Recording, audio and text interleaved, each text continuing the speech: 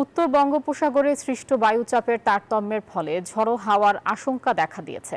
এমন পরিস্থিতিতে 4টি সমুদ্র বন্দরকে 3 নম্বর স্থানীয় সতর্ক সংকেত দেখিয়ে যেতে বলা হয়েছে। আবহাওয়া অধিদপ্তর জানিয়েছে, সক্রিয় মৌসুমি বায়ুর কারণে উত্তর বঙ্গোপসাগরে গভীর বায়ুচাপের তারতম্য বিরাজ করছে। এর ফলে দক্ষিণ ও দক্ষিণ পূর্ব দিক থেকে ঘন্টায় 45 থেকে 60 কিলোমিটার বেগে অস্থায়ীভাবে দমকা বা ঝড়ো হাওয়া সহ বৃষ্টি ও বজ্র বৃষ্টি হতে পারে। এজন্য চট্টগ্রাম, কক্সবাজার, মোংলা ও পায়রা সমুদ্র বন্দরগুলোকে 3 নম্বর স্থানীয় সতর্ক সংকেত দেখাতে বলা হয়েছে। পাশাপাশি অভ্যন্তরীণ নদী বন্দরগুলোর জন্য আবহাওয়ার সতর্কবার্তা জারি করা হয়েছে।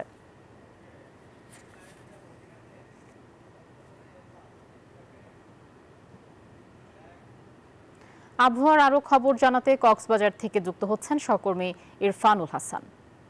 ইরফান, আবহাওয়া পরিস্থিতি কেমন দেখছেন এবং কি বলছে আবহাওয়া অফিস?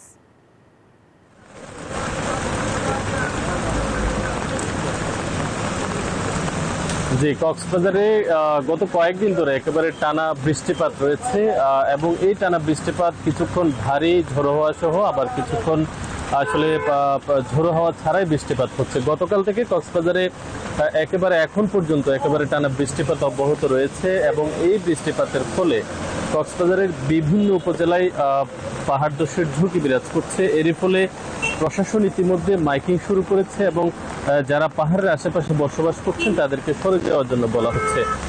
প্রতি বছরই আসলে বৃষ্টিপাত শুরু হলে কক্সবাজারের সবচেয়ে বড় ঝুঁকির জায়গাটি পাহাড় ধস এবং কক্সবাজারের স্থানীয় ছাড়াও এখানে একটি বিশাল সংখ্যক জনগোষ্ঠী, প্রায় 13 লক্ষাধিক রোহিঙ্গাদের বসবাস পাহাড়ে, সেহেতু সেখানে প্রায় সময় আসলে পাহাড় ধসের ঘটনা ঘটে। এতে করে প্রশাসন শুরু থেকে যখন থেকে 3 নম্বর সতর্কতার সংকেত দিয়ে আসছিল তখন থেকে আসলে পাহাড় ধসের ঝুঁকি এড়াতে মানুষজনকে আসলে সতর্ক করছিল।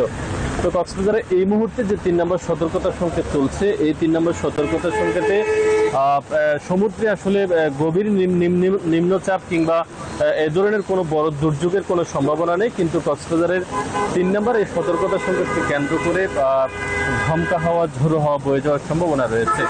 তো উপকূলে যে সমস্ত বাসিন্দারা রয়েছেন, বিশেষ করে কক্সবাজারের সেন্ট মার্টিন, মহেশখালী সহ যে সমস্ত উপকূলীয় অঞ্চলগুলো রয়েছে, সেখানে আসলে যারা স্থানীয় বসবাসকারী স্থানীয়রা রয়েছেন তাদের মাঝে কিছুটা আতঙ্ক বিরাজ করছে। কেননা প্রায় সময় আসলে এরকম 3 নম্বর সতর্কতার সংকেত মানুষের মাঝে যে আতঙ্ক নিয়ে আসে এবং সেটি অনেক সময় দুর্ঘটনার কারণ হয়ে দাঁড়ায়। গত কিছুদিন আগে কক্সবাজারের উপর যে গভীর নিম্নচাপ গিয়েছে সেখানে আসলে একজন মানুষের প্রাণহানি হওয়ায় মানুষের মাঝে এই আতঙ্ক বিরাজ করছে। তো এই ছিল কক্সবাজারের আবহাওয়া পরিস্থিতির খবরাখবর। ফিরে যাচ্ছে স্টুডিওতে।